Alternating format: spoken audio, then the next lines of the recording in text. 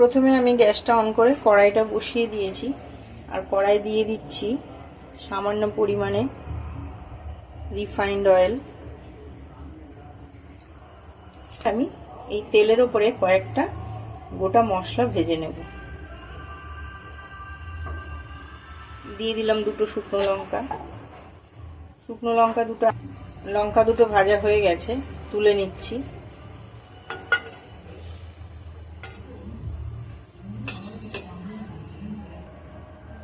এবার দিয়ে দিচ্ছি 6টার মতো গোলমরিচ, 1 চামচ গোটা ধনে,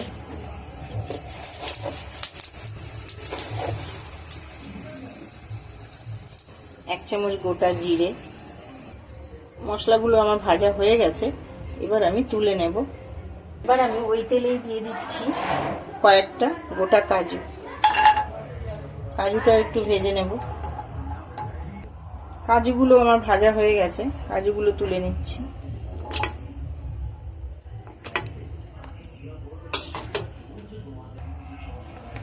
এবার আমি দিয়ে দিচ্ছি কয়েকটা নারকেল কুচি। এখানে হাফ মালার একটু কম নারকেল কুচি আছে।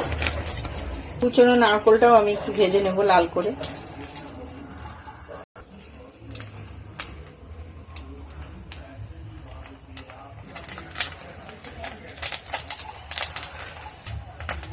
নারকেলটা আমার ভাজা হয়ে গেছে, এবার আমি নারকেলগুলো তুলে নেব।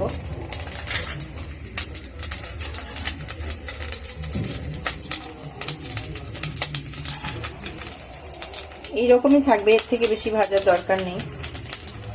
এবার আমি সবকিছু মিক্সিতে ভালো করে বেটে নেব। ঠান্ডা হয়ে গেছে আমার সবকিছু।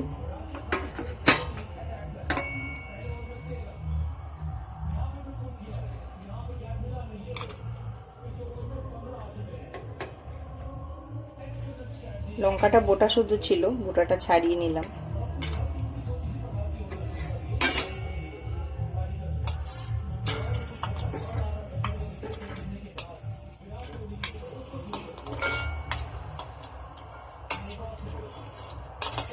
সব ভাজা মশলা নারকেল আর কাজু থেকে খুব সুন্দর একটা গন্ধ বেরোচ্ছে।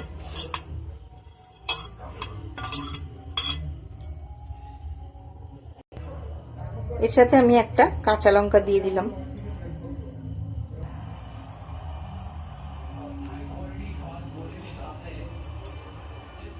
নমস্কার বন্ধুরা, কাকলির পঞ্চব্যঞ্জনে আপনাদের সবাইকে স্বাগত জানাই। আশা করি আপনারা সবাই ভালো আছেন। চলে এলাম আর একটা নতুন রেসিপি নিয়ে। বন্ধুরা, আপনারা এখানে দেখতেই পাচ্ছেন আমি এখানে কিছু ঢ্যাঁড়স আর আলু কেটে নিয়েছি। আমি আজকে একটা ঢ্যাঁড়সের রেসিপি আপনাদের সাথে শেয়ার করছি। রেসিপিটা সম্পূর্ণ নিরামিষ। রুটি দিয়ে খাওয়ার জন্য আমাদের সবসময় চিন্তা করতে হয় কি তরকারি করব, কি দিয়ে খাওয়া হবে। তো আজকে আমি ভাবলাম যে ঢ্যাঁড়সেরই কিছু একটা বানিয়ে নিই।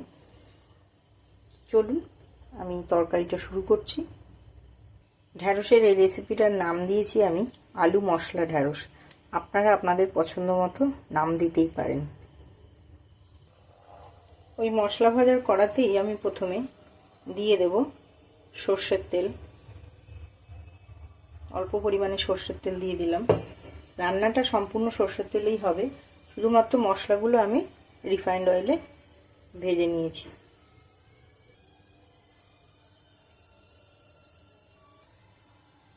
তেলটা গরম হয়ে গেছে, প্রথমে আমি আলুগুলো ভেজে নেব।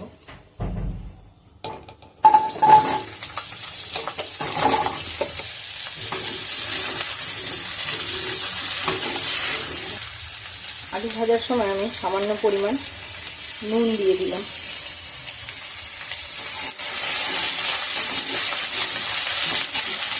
আলুটা একটু লাল করেই ভাজতে হবে। আলু ভাজার সময় গ্যাসের ফ্লেমটা মিডিয়ামে করে রেখেছি।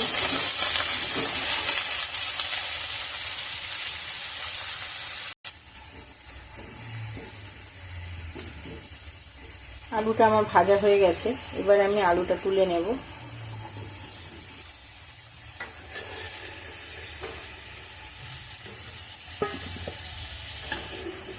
আমি তুলে নিয়েছি। ওই তেলেই আমি এবারে ঢ্যাঁড়সগুলো ভেজে নেব।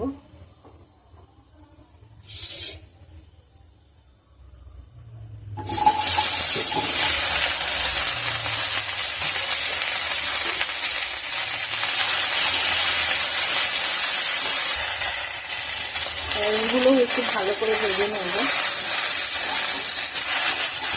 বন্ধুরা, ঢ্যাঁড়স ভাজার সময় গ্যাসের ফ্লেমটা একদম লোতে রেখে দিয়েছি। লোতে রেখেই আস্তে আস্তে ঢ্যাঁড়সগুলো ভালো করে ভাজতে হবে। ঢ্যাঁড়সগুলো আমার ভাজা হয়ে গেছে, দেখুন এই রকম হবে, এর থেকে বেশি ভাজবো না। এবার ঢ্যাঁড়সগুলো আমি নামিয়ে নেব। সমস্ত ঢ্যাঁড়সগুলো আমি তুলে নিয়েছি। এবার কড়াইতে আমি আর অল্প সামান্য সরষের তেল দিয়ে দিলাম। এবার ওই তেলের ওপরে দিয়ে দিচ্ছি অল্প সামান্য কালো জিরে। আমি এখানে কালো জিরে ব্যবহার করলাম, আপনারা চাইলে এমনি জিরেও দিতে পারেন। এবার দিয়ে দেবো যে মশলাটা আমি মিক্সিতে বেটে রেখেছিলাম সেইটা। দেখুন ওই ভাজা মশলাটায় আমি এক ফোঁটাও জল ব্যবহার করিনি, এই রকম হয়েছে। এবার আমি এই মশলাটা দিয়ে দেব।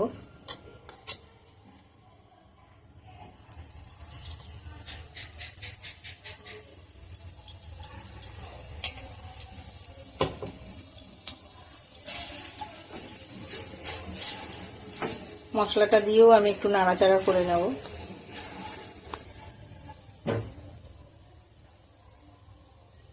এবার দিয়ে দিচ্ছি 1 চামচ হলুদ গুঁড়ো,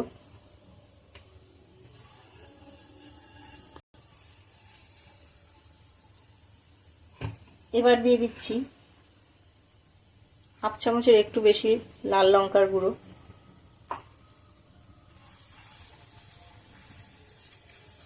বেশি আমি এখানে লাল লঙ্কার গুঁড়ো দিলাম না, যেহেতু আমি আগে 2টো শুকনো লঙ্কা আর 1টা কাঁচা লঙ্কা দিয়েছিলাম।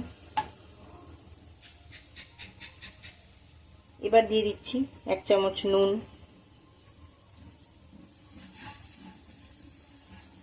আমি বরাবরই বলি বন্ধুরা, নুন, ঝাল আর মিষ্টি সবসময় আপনারা আপনাদের পছন্দ অনুযায়ী কিংবা আপনাদের স্বাদ অনুযায়ী আপনারা ব্যবহার করবেন।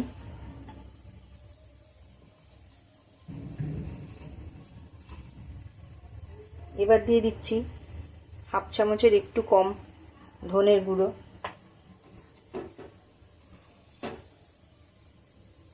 1 চামচ দিয়ে দিচ্ছি জিরের গুঁড়ো। 1 চামচের একটু কমই দিলাম, যেহেতু আমি এখানে গোটা ধনে আর গোটা জিরে ভেজে ব্যবহার করেছি, ওই জন্য কাঁচাটা একটু কমই দিলাম। এবার আমি সমস্ত মশলাগুলো একটু ভালো করে কষে নিচ্ছি।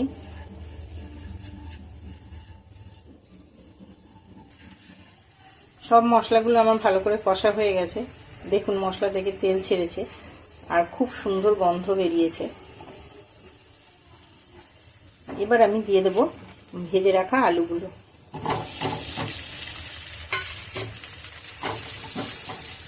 আলুগুলো মশলার সাথে একটু ভালো করে কষে নিচ্ছি।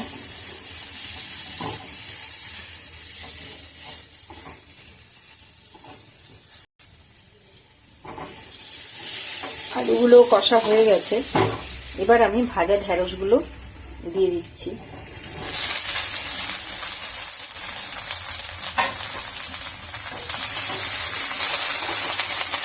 ঢ্যাঁড়স আর আলুটাও একটু ভালো করে কষে নিচ্ছি।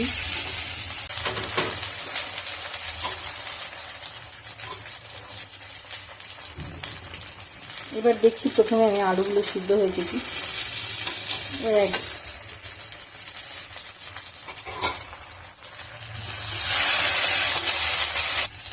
বন্ধুরা, আমার এই আলু মশলা ঢ্যাঁড়সের রেসিপির ভিডিওটা কেমন লাগলো আপনাদের কমেন্ট বক্সে জানাতে ভুলবেন না, আর লাইক শেয়ার করে দেবেন। আর আমার চ্যানেলের নতুন বন্ধু যারা এখনও আমার চ্যানেলটা সাবস্ক্রাইব করেননি, প্লিজ সাবস্ক্রাইব করে দেবেন, যাতে পরবর্তী সময় আমি নতুন কোনো রেসিপির ভিডিও দিলে সেই আপডেট খুব সহজেই বা তাড়াতাড়ি আপনার কাছে পৌঁছে যেতে পারে। এতক্ষণ আমার সাথে থাকার জন্য অনেক অনেক ধন্যবাদ। এবার আমি গ্যাসের ফ্লেমটা অফ করে তরকারিটা নামিয়ে নিচ্ছি।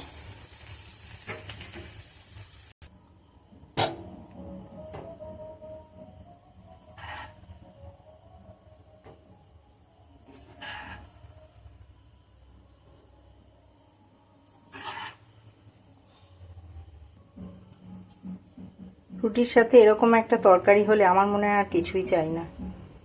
আপনার বাড়িতে একবার ট্রাই করে দেখবেন।